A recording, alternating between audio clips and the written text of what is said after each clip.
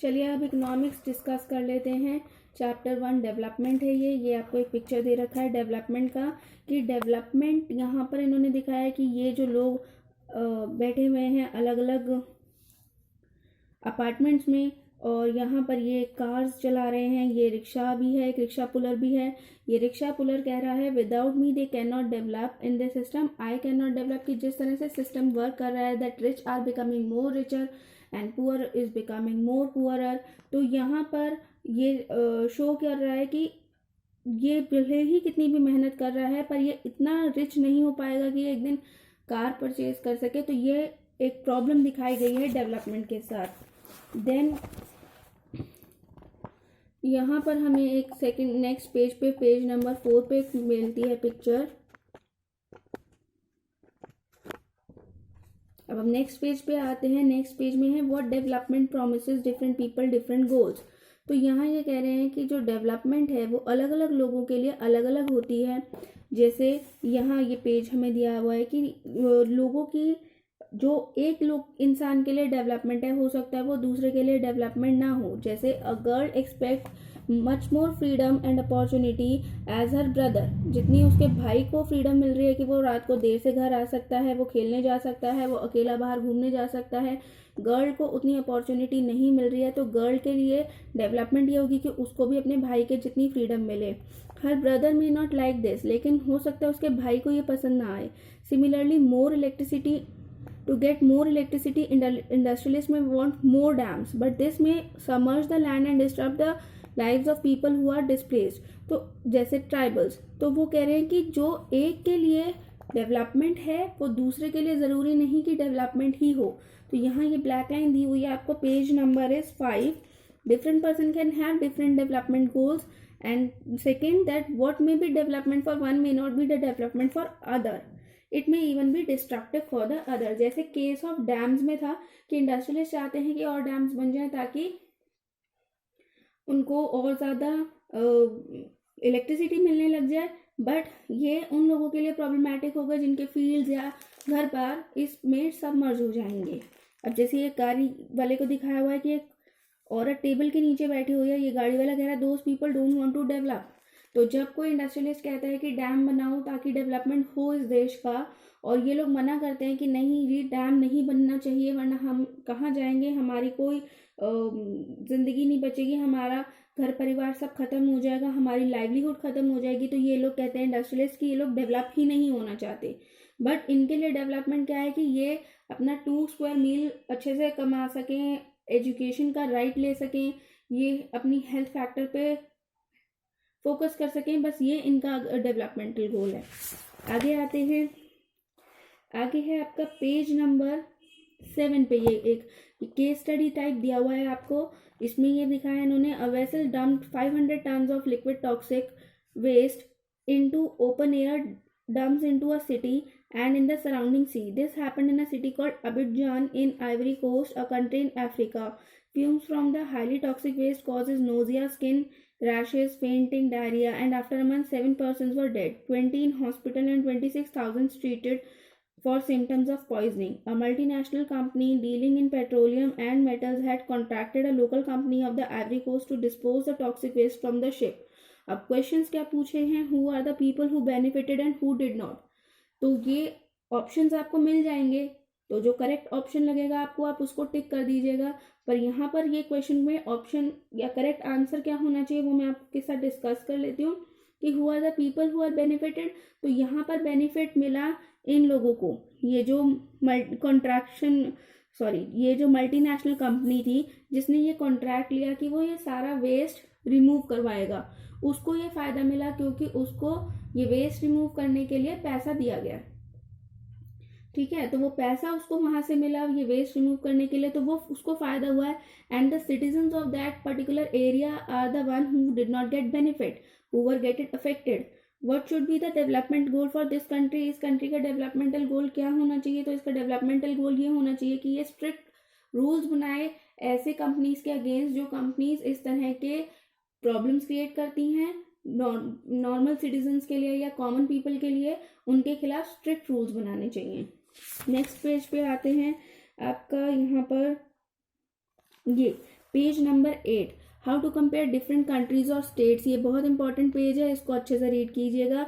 Average income, per capita income, ये सब chapters में बहुत इंपॉर्टेंट पार्ट यही है। इसको अच्छे से रीड कीजिए कि कौन सी कितनी पर कैपिटा इनकम होनी चाहिए, एवरेज इनकम का क्या फॉर्मूला होता है, एवरेज इनकम कैसे कैलकुलेट करते हैं। नेक्स्ट पेज नंबर 9 पे आपको ये एक्टिविटी टाइप दिया हुआ है, एवरेज इनकम कैसे निकाला जा रहा है। ये एक आपको क्वेश्चन दिया है कि country A and country B के एवरेज इनकम दे रखे हैं, दोनों का एवरेज 10,000 निकल कर आ रहा है। बट वो आपसे पूछेंगे आप कौन सी कंट्री में रहना पसंद करेंगे, कंट्री बी या कंट्री ए। तो आपका आंसर होना चाहिए कंट्री बी, क्योंकि यहाँ पर ज़्यादातर लोगों की इनकम लगभग एक जैसी है। लेकिन कंट्री बी में अगर आप देखेंगे तो सिर्फ एक व्यक्ति ऐसा है जिसकी इनकम, मंथली इनकम बहुत ज़्यादा है और बाकी सबकी बहुत कम है, जबकि दोनों का एवरेज वैल्यू सेम है। तो यहाँ पर ये जो equal distribution of the money नहीं है, एक बंदा ही अमीर है बाकी सब गरीब हैं, यहाँ पर ठीक है, एक नॉर्मल एक एवरेज लेवल बैठ रहा है।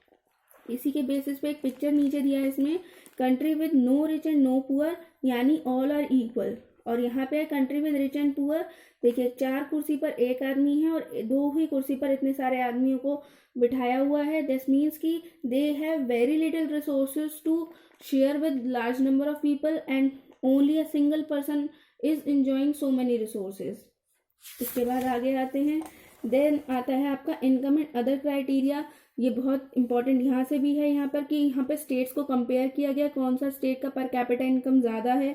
इसके बाद ये पेज नंबर 10 पे ये नीचे जो दे रखे हैं आपको डेफिनेशंस हैं, very important again. Infant mortality rate short form क्या है, फुल फॉर्म क्या है, डेफिनेशन आ जाएगी आपको, उसका पूछा जाएगा ये किस चीज़ की डेफिनेशन है। Literacy rate, net attendance ratio, इसे लर्न कर लीजिए, बहुत इंपॉर्टेंट है। देन आता है आपका यहाँ पब्लिक फैसिलिटीज़ के एक क्वेश्चन ये पूछा जाता है कि मनी, कौन सी ऐसी चीज़ें हैं which money can not buy for you to have a good life. तो गुड लाइफ के लिए या अच्छी लाइफ के लिए क्या क्या ऐसी चीज़ें हैं जो मनी परचेज करके नहीं दे सकती। जैसे सबसे इंपॉर्टेंट देखिए आज की डेट का बहुत ही रेलेवेंट क्वेश्चन आंसर है पॉल्यूशन फ्री एनवायरनमेंट। ठीक है, you can purchase a good mattress but you can not purchase sleep. इसी तरह से हंगर, कि आपके सामने बहुत अच्छा खाना रखा हुआ है, बहुत अच्छा खाना खरीद सकते हो बट आप भूख नहीं खरीद सकते हो। तो ये कुछ ऐसी चीज़ें हैं विच आर बियॉन्ड मनी। इसके बाद आप आते हैं यहाँ पर पेज 12, ये केरला को कंपेयर किया गया था बाकी के स्टेट्स के साथ। तो Kerala has low infant mortality rate because it has adequate provision of basic health and educational facilities. तो Kerala is very, you can say a very good state, क्योंकि इन्फेंट मोर्टेलिटी रेट बहुत कम है यहाँ पर, लिटरेसी रेट बहुत ज़्यादा है, बहुत हाई है। इसके बाद ये इसके नीचे एक एक्टिविटी 2 है, इसकी पिक्चर्स हैं, मतलब ये आपको एक डेटा दिया हुआ है, इस डेटा के अकॉर्डिंग आपको ये फिलअप्स करने हैं। इसके बाद आप यहाँ पर आएंगे पेज 13 पे, तो एक्टिविटी 3 में आपको BMI बॉडी मास इंडेक्स निकालने का तरीका बताया हुआ है, बहुत इंपॉर्टेंट है। इसके ऊपर एक छोटा सा न्यूमेरिकल भी आता है। Then human development report UNDP के द्वारा जो पब्लिश हुई थी, इनको अच्छे से रीड कीजिए। अगेन पेज नंबर 13 पे ही आपका यहाँ पर एक डेफिनेशंस दी हुई हैं, HDI, life expectancy, per capita income, और ये अलग अलग कंट्रीज़ को कंपेयर किया गया है, Sri Lanka, India, Myanmar, Pakistan, Nepal, Bangladesh, GDP, life expectancy, literacy rate, HDI rank, ये सब आपको अच्छे से पढ़ना होगा। इसके बाद आते हैं ये छोटी छोटी बातें भी दे रखी हैं, सस्टेनेबिलिटी ऑफ डेवलपमेंट। अब सस्टेनेबल डेवलपमेंट आपने सिविक्स में भी पढ़ा था अपना। तो इसके बाद आते हैं sustainability of development. Sustainable development आपने ज्योग्राफी में भी पढ़ा था, रिसोर्सेज वाले चैप्टर में। तो यही सस्टेनेबल डेवलपमेंट का मतलब होता है that you should use what you have but should not exploit it. आप आज जो यूज़ कर रहे हैं उसको वाइजली यूज़ करें, जुडिशियली यूज़ करें एंड उसको फ्यूचर जनरेशन्स के लिए भी संभाल कर रखें, तो उसको सस्टेनेबल डेवलपमेंट बोलते हैं। तो इनके आप ये एक्सट्रैक्ट्स पढ़ लीजिए और यहाँ पर देखिए ये बहुत सारे टिक द करेक्ट ऑप्शंस के आपको क्वेश्चंस दिए हुए हैं, इन्हें आप अच्छे से रीड कीजिए, इनके आंसर्स निकालिए, फाइंड आउट कीजिए और इन्हें सॉल्व कीजिए। देन हम आते हैं chapter 2 sectors of Indian economy पर। यहाँ पर हमारा ये टर्शरी सेक्टर किसे कहते हैं, प्राइमरी सेक्टर किसे कहते हैं, कौन कौन से ऑक्यूपेशन प्राइमरी सेक्टर में आते हैं, कौन से सेकेंडरी में आते हैं, कौन से टर्शरी में आते हैं, उसके अलावा कौन किस पे डिपेंड कर रहा है, एटीएम वगैरह कौन से सेक्टर में आते हैं। इसके बाद देखिए एक ये क्वेश्चन है आपके पास, classify the following list of occupation under primary secondary and tertiary. इन्होंने ऑक्यूपेशन दिए हुए हैं आपको और बोल रहे हैं कि क्लासीफाई करो। इसके बाद कंपेयरिंग द 3 सेक्टर्स, ये 3 सेक्टर्स को कंपेयर कर रहे हैं इसमें, इन्हें रीड कीजिए, अच्छी तरह से रीड कीजिए, बहुत ज़रूरी है। फाइनल गुड्स एंड सर्विसेज किसे कहते हैं, क्या चीज़ दी गई है आपको, कौन किस पे डिपेंड कर रहा है। इसके बाद हम आते हैं पेज नंबर 24 पर। 24 पे आपको ये 2 ग्राफ दिए गए हैं, ये है GDP by primary secondary and tertiary sector, किसने कितना प्रोडक्शन किया है, जीडीपी में कितना कंट्रीब्यूट किया है।